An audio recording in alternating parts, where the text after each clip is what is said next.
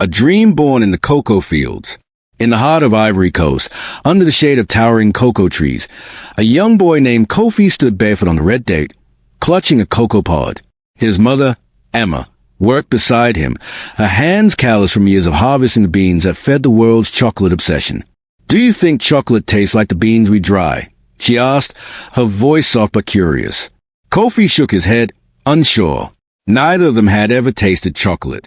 Their hands had touched millions of cocoa beans, but the sweet bars they helped create were sent far away, to places they'd never seen, to people who set the price of their labor. This is not just a story about cocoa. It's about pride, power, and a revolution that's changing Africa, one chocolate bar at a time.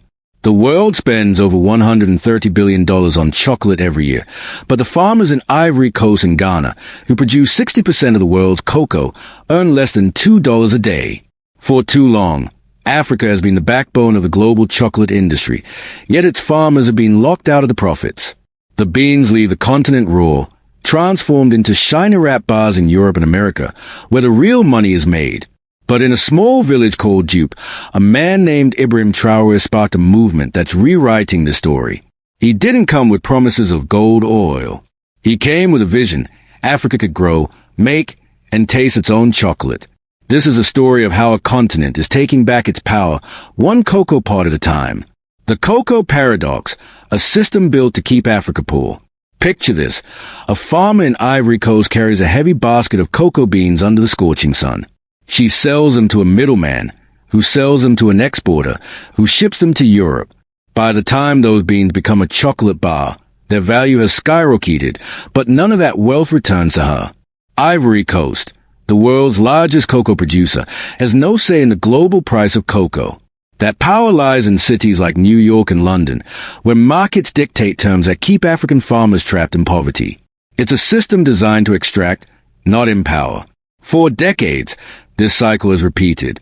Raw cocoa leaves Africa, and finished chocolate returns in glossy packages, sold at prices farmers can't afford. Many have never tasted the chocolate made from their own beans. Worse, when Africans try to make their own chocolate, they face barriers. European standards label African chocolate as subpar or unsafe, rules set by those who profit from keeping Africa as a raw material supplier. It's not an accident, it's a design. But Ibrahim Traoré saw through it, and he wasn't alone. Ibrahim Traoré, the man with a vision. Ibrahim Traoré didn't arrive in Ivory Coast with fanfare. He came quietly, walking through the cocoa fields of Abidjan, holding a cocoa pod like it was a treasure. "This is not just a bean," he said, his voice steady and resolute. "It's our story, our pride, our future. We will take it back." His words weren't just rhetoric, they were a call to action. Traoré, a leader known for standing up for his people, believed Africa could do more than grow cocoa. It could control its value, from the farm to the store shelf. Traoré's vision was bold: build factories in Ivory Coast to roast, grind, and package chocolate. Create jobs, keep profits local, and show the world that African chocolate could rival the best. He wasn't just talking about sweets, he was talking about dignity. In villages like Dupé, his message took root. Farmers, young people, and elders rallied behind him. Engineers offered their skills to design machines. Students created logos and branding. Together, they began to build something new, a chocolate revolution. Dupé, where the revolution began. Dupé is a small village with no streetlights or paved roads, but it's surrounded by lush cocoa trees. Here, 11 women and 4 men decided to challenge the status quo. "If others can make chocolate from our beans, why can't we?" they asked.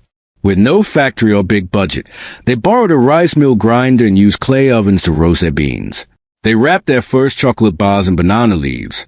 The bars were rough, sometimes bitter, but they were theirs. When they sold their first batch at a local market for 600 CFA francs, about $1, one woman cried. "I used to bend over to sell beans," she said. "Now people stand to buy my chocolate." That moment was a spark. The chocolate, named Inzora, meaning dignity in the local language, became a symbol of possibility. Labeled in 3 languages, Djume's local dialect, French, and English, the bar started appearing in markets across Ivory Coast. A boy bought one for his mother. A teacher shared it with his students. A wedding replaced imported candy with Inzora bars. People began to believe that their land could produce something extraordinary. The flavors of Africa, a new kind of chocolate. The cooperative in Dupé didn't stop at one recipe. They created 4 unique flavors: classic dark, roasted plantain, baobab fruit, and a spicy blend called Samkara spice, named after an African leader who said, "He who feeds you controls you." These weren't just chocolates, they were a celebration of African ingredients and identity. Unlike the uniform bar from Europe, Inzora told a story of the land and its people. The bar started appearing in cities like Abidjan and Yamoussoukro, and demand grew. But success didn't come without resistance. Big chocolate companies in Europe noticed Dupé's rise. They didn't like it. For years, they'd relied on cheap African cocoa to fuel their profits. Now, Africa was keeping the value for itself. They fought back, not with weapons, but with rules and money. They labeled African chocolate as inferior and imposed strict export regulations. They offered low prices for raw cocoa to discourage farmers from making their own products. But the people of Dupé refused to back down. They had tasted ownership, and it was sweeter than any chocolate bar. The fight for control, a battle of rules and pride. The European chocolate industry didn't just sit back. They tightened regulations, added extra inspections, and offered aid to farmers on the condition that they keep selling raw beans. It was a subtle but powerful way to maintain control. But Traore and the farmers of Ivory Coast fought back with action, not anger. In a meeting under a cocoa tree, Traore listened to the people. A grandmother asked, "Why are they afraid of our chocolate?" A young girl answered, "Maybe because it's better." Traore smiled. "This is how we win," he said, not with loud words, but with small steps. Those steps included building more factories and cooperatives. In Ghana, young innovators used solar power to roast cocoa. In Nigeria, chocolate makers partnered with fashion brands to create gift boxes. In Senegal, cocoa tours showed tourists a journey from pod to bar. Across West Africa, the revolution spread. Traore called a summit in Yamoussoukro, where leaders from Ghana, Togo, and Burkina Faso made a bold pledge. No cocoa bean would leave Africa without being transformed into something valuable by African hands. The Pan-African Cocoa Reserve Fund, a game changer. To protect farmers from the volatile global cocoa market, Traore proposed a Pan-African Cocoa Reserve Fund. This fund, backed by African nations, would ensure fair prices for farmers and finance new factories and training programs. "We grow the cocoa," Traore said. "We decide its value." The idea shook the global market. In London, cocoa prices dipped, and some blamed instability in Africa. But the real instability was Africa's growing independence. By 2027, African chocolate was no longer a novelty.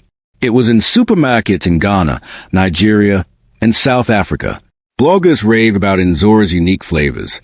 Airlines served it on flights. The world was noticing that Africa could create something extraordinary. But the revolution went beyond chocolate. It sparked bigger questions. Why was Africa exporting raw cotton, only to buy back expensive clothes? Why was coffee roasted abroad and sold back at a premium?